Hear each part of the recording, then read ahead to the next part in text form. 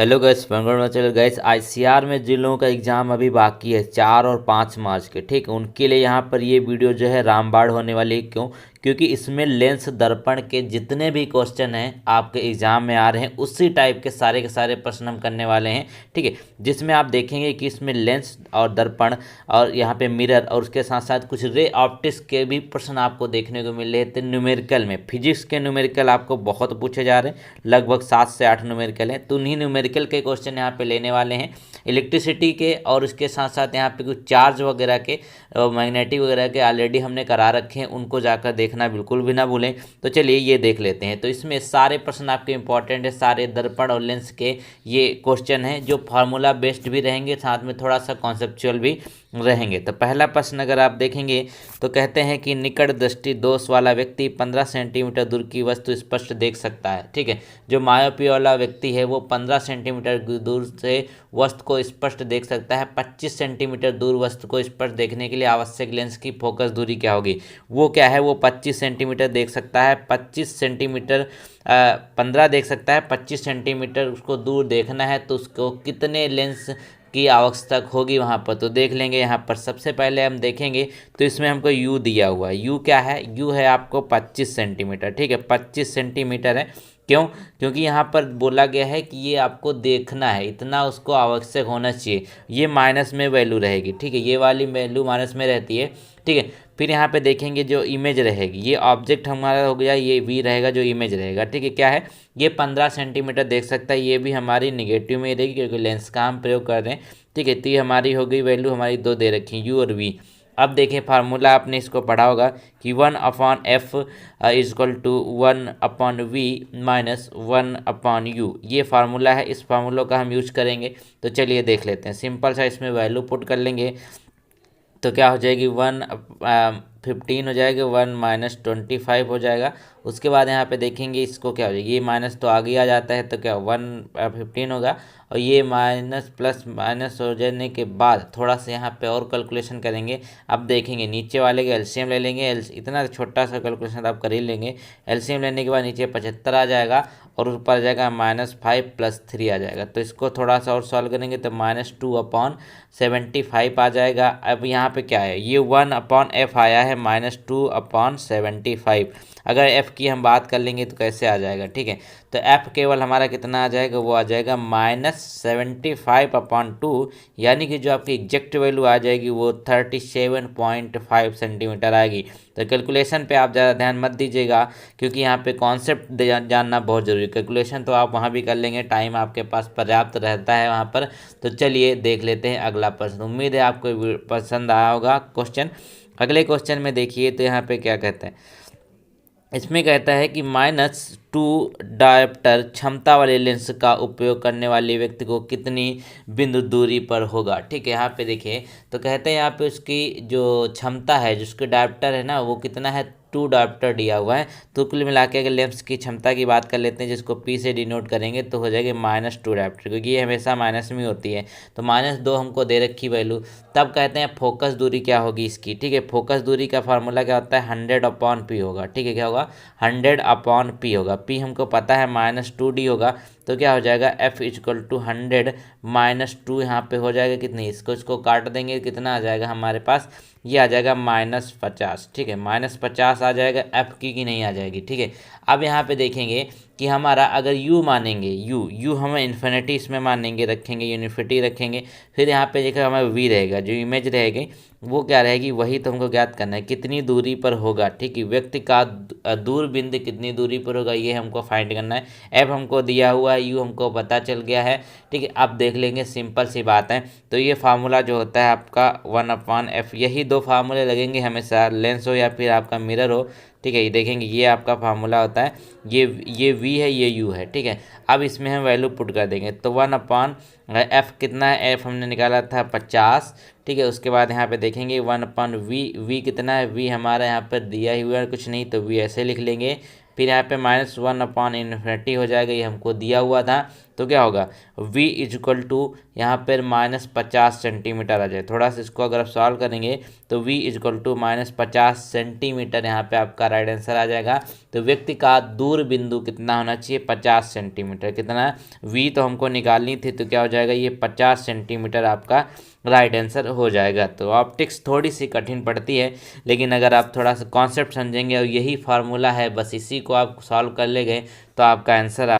अगला क्वेश्चन देखिए, तो कहते हैं कि एक लेंस जिसकी क्षमता यहाँ पे +2 है और यहाँ पे -1 की क्षमता वाले दूसरे लेंस के साथ युग्म बनाता है, तो युग्म की तुल्य फोकस दूरी क्या होगी। ये पूछा है युग्म की तुल्य फोकस दूरी क्या होगी।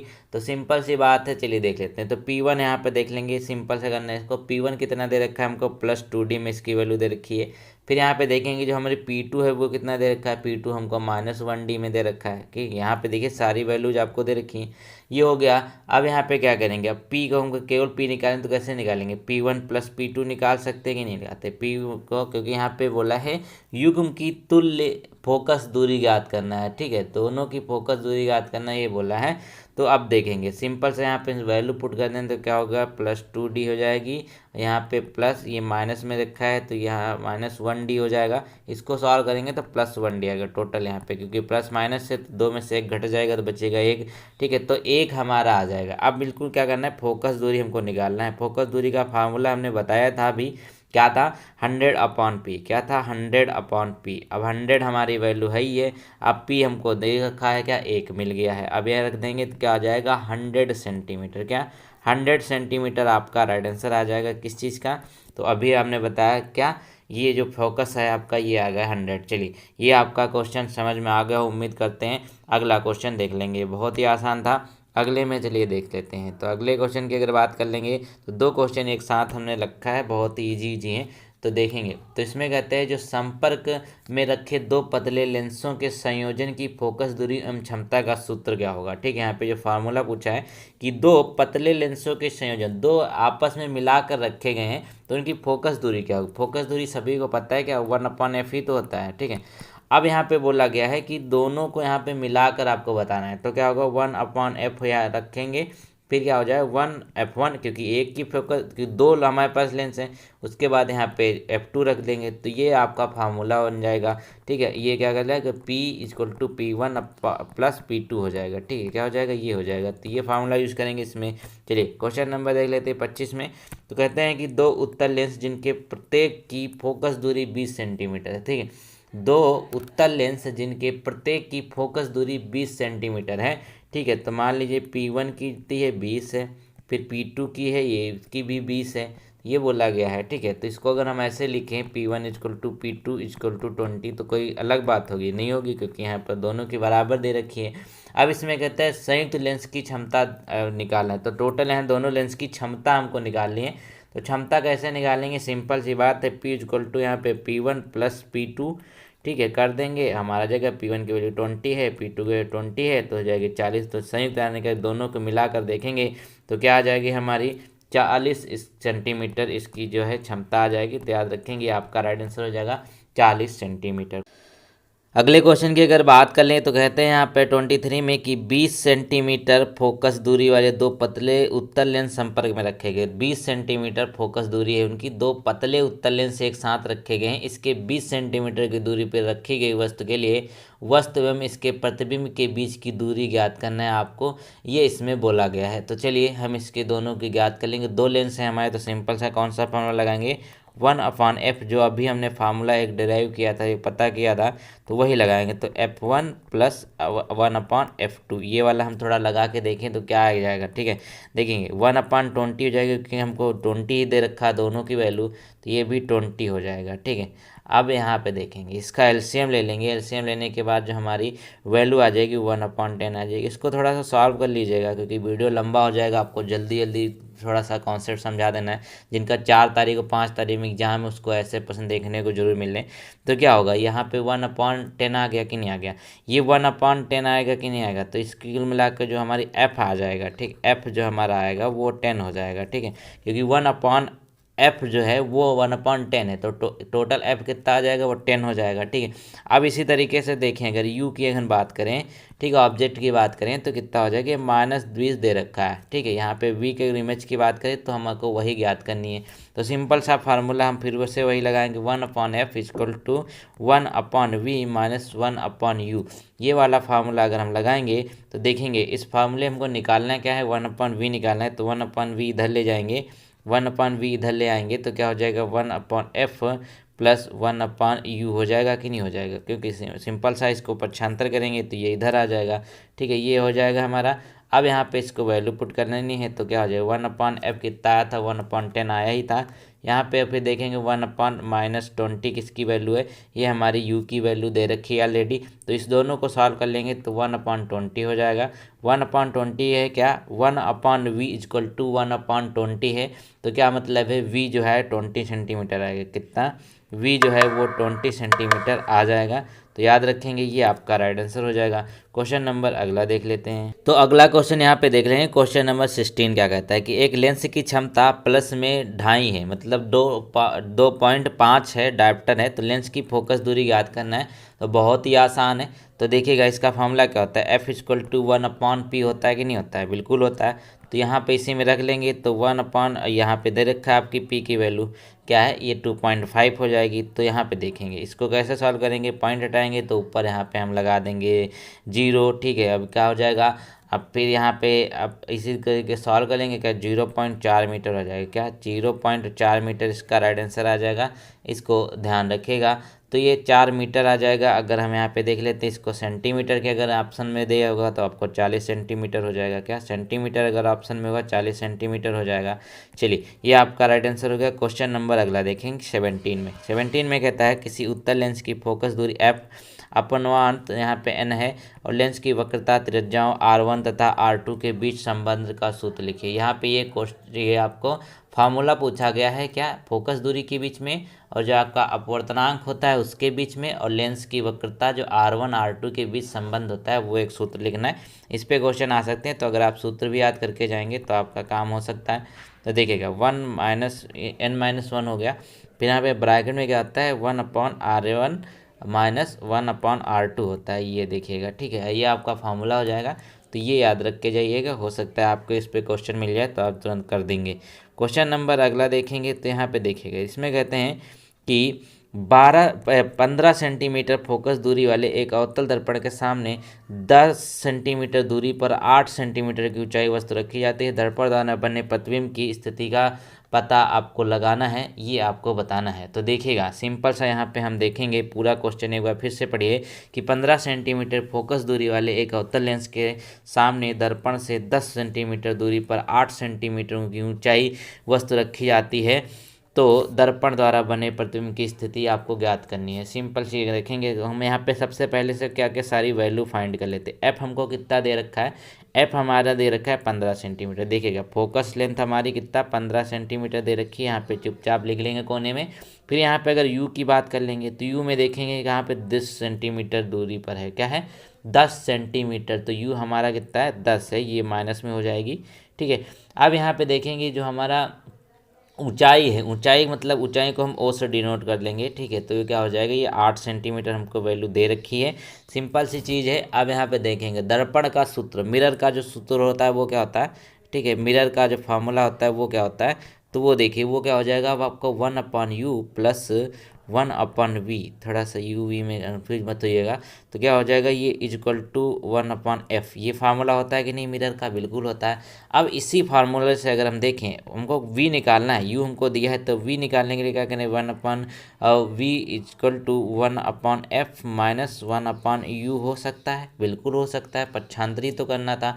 अब इसी में हम वैल्यू फिट करेंगे सिंपल से। ठीक है, 1/v इक्वल टू यहाँ पे देखेंगे 1/15 माइनस 1/-10। 10 क्यों होगा कि यू हमको यहाँ पर ऑलरेडी 10 दे रखा है। ये हो गया हमारा, इसकी वैल्यू हमने पुट कर दी। तो देखेंगे हमारा आगे थोड़ा सा सॉल्व करेंगे तो 1/15 उसके बाद प्लस 1/10। तो कैलकुलेशन आप अपने हिसाब से कर लीजिएगा अगर थोड़ा सा वीडियो में आपको डाउट लग रहा हो तो। ठीक है, तो देखेंगे तो ये क्या होगा, एलसीएम लेने के बाद देखेंगे 2 + 3 हो जाएगा। तो इक्वल टू में क्या होगा 5/30 आ जाएगा, कितना 5/30 आ जाएगा क्या? तो क्या आया हमारा 1/p आया 5/30। ठीक है, ये हमारे आ गई वैल्यू। अब देखेंगे क्या करना है। सिंपल से क्या करना है, इसकी कैंची गुणा कर सकते हैं इसको सॉल्व करने के लिए, या फिर डायरेक्ट आप जिसमें आपको आसानी वैसे कर सकते हैं। तो 5v = 30 हो जाएगा कि नहीं, 5 छक्का 30 हो जाएगा कि नहीं। तो v हमारा कितना आ जाएगा, 6 आ जाएगा। अब v हमारा 6 आ जाएगा, ये चीज़ बोली गई है। ठीक है, v हमारा 6 आ जाएगा, ये चीज़ बोली गई थी। तो अब यहाँ पे देखेंगे तो आपका जो राइट आंसर होगा, यहाँ पे तो बेसिकली स्थिति पूछा गया है, लेकिन अगर यहाँ पे पूछ लिया उसकी दूरी पूछे इमेज की, तो वो 6 सेंटीमीटर होगी। तो आप इसको याद रखेंगे। तो आपका राइट आंसर बेसिकली 6 सेंटीमीटर आ गया। इस तरीके से आप इसको सॉल्व कर सकते हैं। क्वेश्चन नंबर अगर हम यहाँ पे अगला देखें तो क्या हो जाएगा, तो चलिए देख लेते हैं अगले क्वेश्चन को। ये लास्ट क्वेश्चन रहेगा इस वीडियो को। उम्मीद है आप लोगों को बहुत हेल्प मिल जाएगी इससे। तो देखेंगे तो कहते हैं किसी 23 सेंटीमीटर फोकस दूरी के लेंस उत्तल लेंस के संपर्क में रखे 20 सेंटीमीटर फोकस दूरी के अवतल लेंस के संयोजन से बने संयुक्त निकाय की फोकस दूरी क्या है। यह तंत्र अभिसारी लेंस से अथवा अभिसारी, ये भी आपको बताना है। ठीक है, लेंसों की मोटाई की उपेक्षा कीजिए। ठीक है, ये बोलते हैं लेंसों की जो मोटाई है उसकी उपेक्षा करना। सिंपल सा जो चीज़ दी वही देख लेंगे। सिंपल सा हम इसमें पहले ढूंढ लेते हैं क्या f1 कितना होगा, कि 2 लेंस दिए हुए हैं। तो यहाँ पे एक की दूरी दे रखी है यहाँ पे 30 सेंटीमीटर। ठीक है, यहाँ पे 30 सेंटीमीटर है। दूसरे की यहाँ पे निगेटिव में हो जाएगी। ठीक है, दूसरे के यहाँ पे निगेटिव में दे रखी है, वो क्या है, वो हो जाएगी यहाँ पे 20 सेंटीमीटर। ठीक है, अब यहाँ पे देखेंगे फार्मूला क्या था हमारा। तो 2 लेंस दे रखे थे, हमारा फार्मूला क्या था, 1/f1 + 1/f2, यही तो था ना।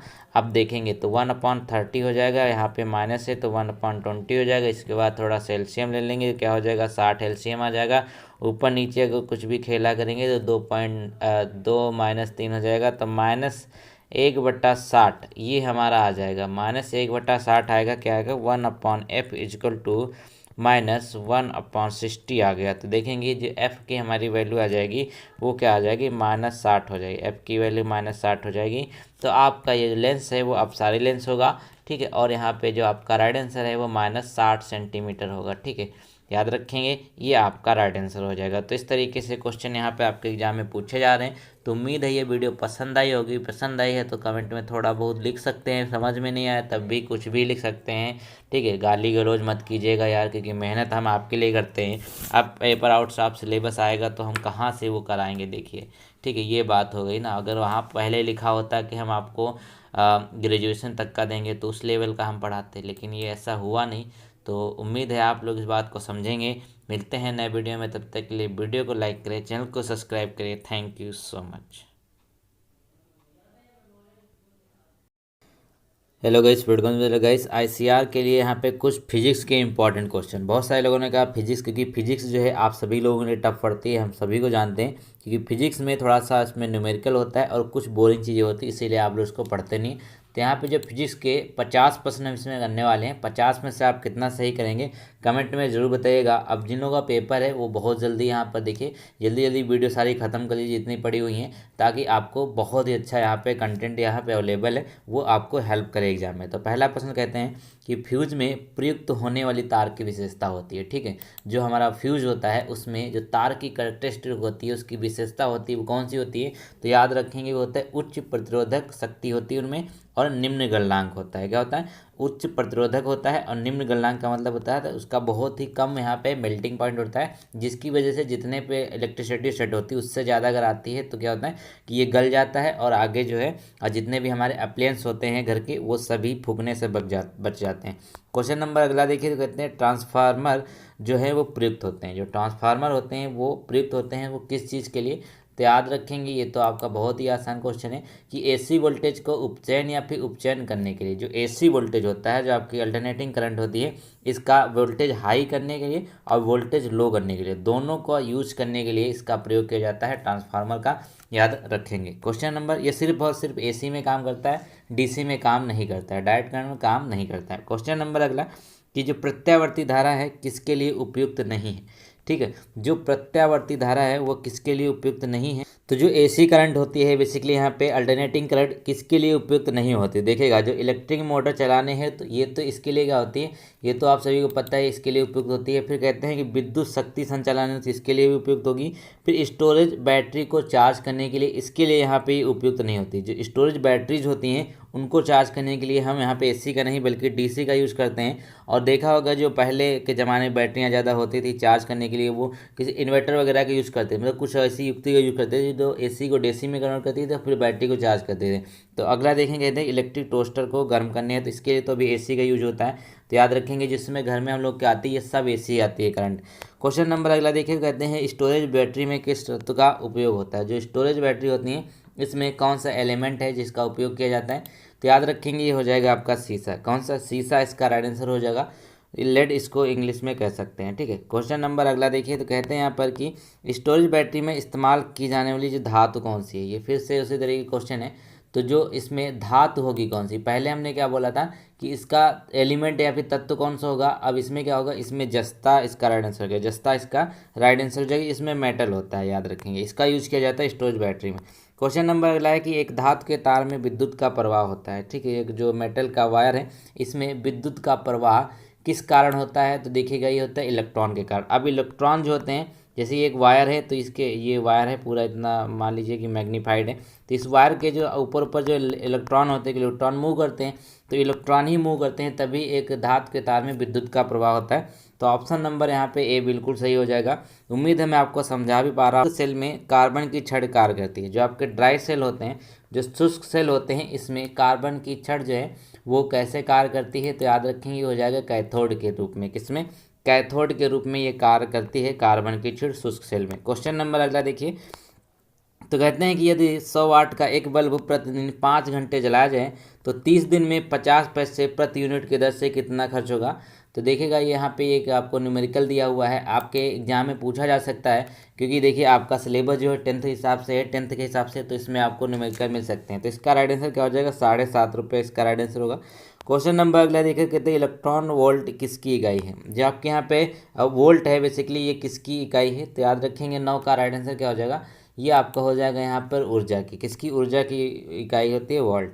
क्वेश्चन नंबर अगला देखिए कहते हैं एक दिष्ट धारा जनित्र कार्य करता है। दिष्ट का मतलब क्या है, ये आपकी डीसी हो गई। डीसी का मतलब क्या है, डायरेक्ट करंट, ठीक है। डायरेक्ट करंट इसका राइट आंसर हो जाएगा, ये माफ कीजिएगा ये इसका मतलब है।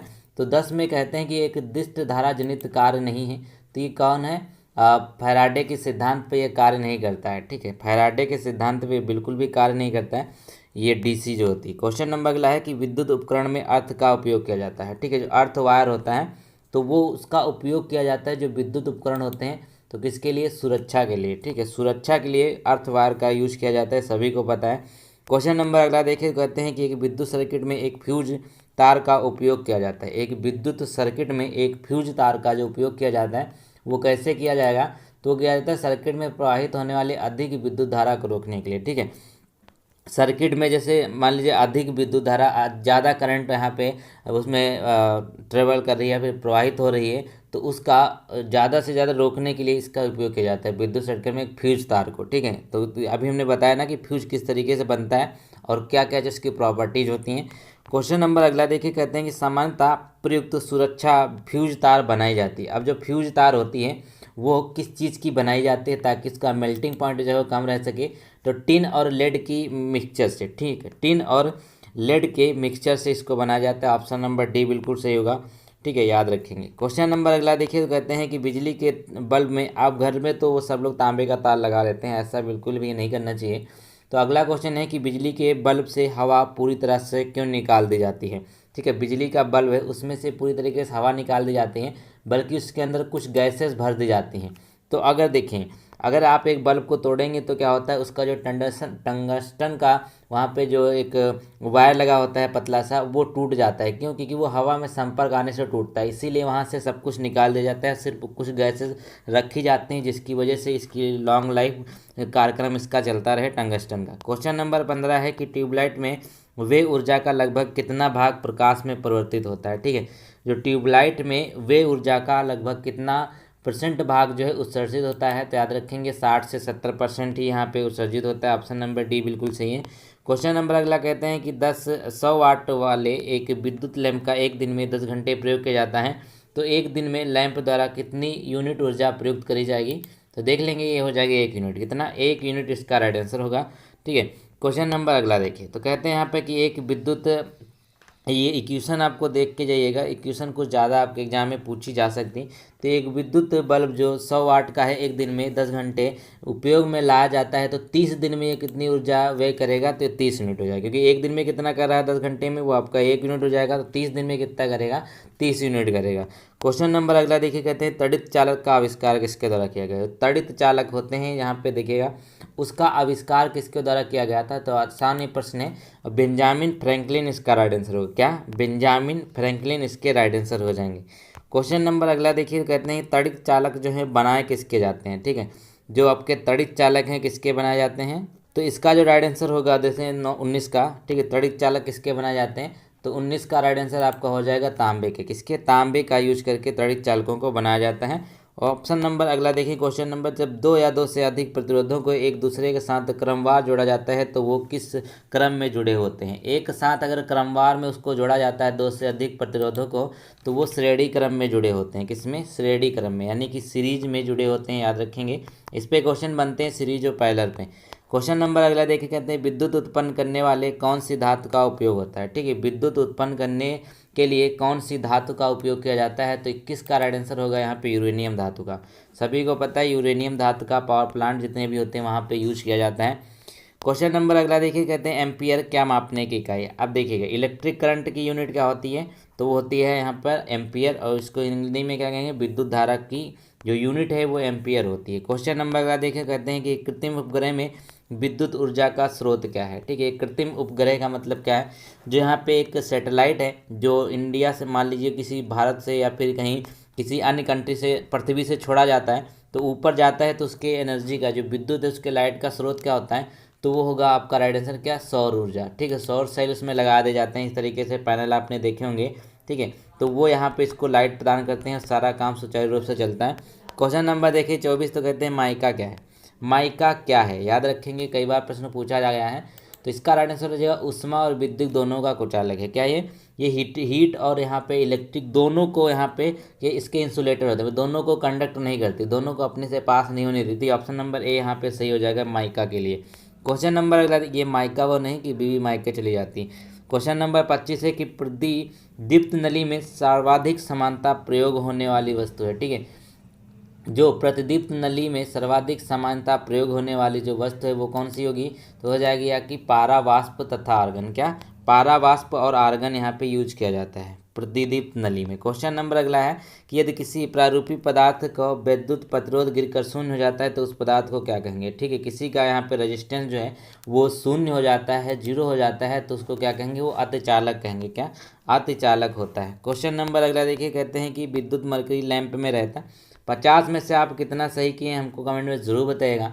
तो विद्युत मरकरी जो लैंप होता है इसमें क्या रहता है, देखिए ये कम दाब पर इसमें जो है मरकरी रहती है। क्या रहती है? कम दाब पे इस पर मरकरी रहती है। तो इसका राइट आंसर हो जाएगा ये विद्युत मरकरी लैंप जो होते हैं उन पे यूज किया जाता है। क्वेश्चन नंबर अगला देखिए, तो कहते हैं किसी चुंबक की आकर्षण शक्ति सबसे अधिक कहाँ होती है। अब कोई चुंबक है तो उसकी सबसे ज़्यादा जहाँ पे अट्रैक्टिव पावर होगी, ठीक है, वो कहाँ पे होती है, सभी को पता है, दोनों किनारों पे। किस पे? उसके जो दोनों साइड होते हैं वहाँ पर ही सबसे ज़्यादा होती है। बचपन में छोटे छोटे चुंबक होते थे तो दोनों किनारे ही हमेशा चिपकते थे। क्वेश्चन नंबर अगला देखेंगे, तो कहते हैं कि किसी चुंबक की आकर्षण शक्ति सबसे कम कहाँ पे होती है। अब सबसे पहले देखिएगा, तो ये तो बेकार का क्वेश्चन है, क्योंकि ये तो राइट आंसर आपका मध्य में हो जाएगा। सब किनारे पे सबसे ज़्यादा होती है तो मध्य में सबसे कम होगी। क्वेश्चन नंबर अगला कहते हैं कि चुंबकीय क्षेत्र का मात्रक क्या होता है। ये पूछा जा सकता है कि आपका जो मैग्नेटिक फील्ड होती है ना, मैग्नेटिक फील्ड का जो यूनिट होता है वो क्या होगा। तो याद रखेंगे इसका राइट आंसर होगा 30 का, वो हो जाएगा आपका, चलिए इसका आंसर दे दीजिए आप लोग सब लोग। तो इसका जो राइट आंसर हो जाएगा आपके यहाँ पे गॉस हो जाएगा। क्या? चुंबकीय क्षेत्र का जो मात्रक होता है गॉस होता है। याद रखेंगे जो 1 टेस्ला बराबर होता है, ठीक है, टेस्ला जो होता है 1 टेस्ला कितने के बराबर होता है, तो 10 की पावर 4 गॉस के बराबर होता है। याद रखेंगे।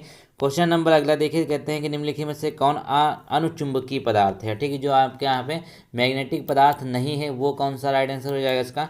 तो बहुत ही आसान है, ये आपके लिए हो जाएगा, यहाँ पर देखेगा ऑक्सीजन। ऑक्सीजन जो है ये आपका अनुचुंबकीय पदार्थ है। ठीक है, ये ऑक्सीजन आपका राइट आंसर होगा। क्वेश्चन नंबर अगला देखिए, तो कहते हैं यहाँ पे कि मुक्त रूप से निलंबित चुंबकीय सुई किस दिशा में टिकती है। ठीक है, मुक्त रूप से अगर यहाँ पे मैग्नेटिक एक सुई है, निडल है, तो उसको किस तरीके जाना चाहिए, उत्तर से दक्षिण में जाना चाहिए, उत्तर और दक्षिण में जाएगा, बिल्कुल सही है।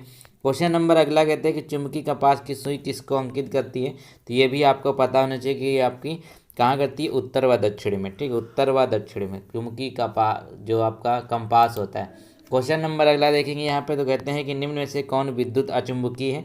यहाँ पे कहते हैं कि जो विद्युत अचुंबकीय है तो कौन सा हो जाएगा यहाँ पे, तांबा। तांबा जो है ये आपका वो राइट आंसर हो जाएगा यहाँ पे, ऑप्शन नंबर डी बिल्कुल सही। क्वेश्चन नंबर अगला देखिए, कहते हैं निम्न में से कौन प्रतिचुंबकीय है। ठीक है, इनमें से देखिएगा जो प्रतिचुंबकीय होते हैं वो कौन से हो जाएंगे, तो ये इसका राइट आंसर हो जाएगा बिस्मथ। बिस्मथ जो है ये बेसिकली यहाँ पे प्रतिचुंबकीय में आता है। क्वेश्चन नंबर अगला देखिए, तो कहते हैं किसी चुंबकीय पदार्थ को विचुंबकीय किस तरीके से किया जाता है। यानी कि कोई एक मैग्नेटिक मतलब एक मैटर है, तो उसको कैसे यहाँ पर मैग्नेटिक से हटाया जाएगा, तो कैसे, एक तो आपको यहाँ पर हथौड़े से अगर पीटेंगे किसी मैग्नेटिक चीज़ को तो उसकी यहाँ पे जो पावर है वो ख़त्म हो जाती है, और उसको गर्म कर देंगे तब भी उसकी मैग्नेटिक पावर ख़त्म हो जाती है। तो उपयुक्त तो दोनों इसके राइट आंसर हो जाएंगे। ठीक है, क्वेश्चन नंबर अगला देखिए, तो कहते हैं कि ध्रुवों पर नमन कोण का मान कितना होता है। जो ध्रुव होते हैं वहाँ पर जो नमन कोण है उसका नाम जो मान है वो कितना होगा, तो वो 90 डिग्री हो जाएगा। कितना,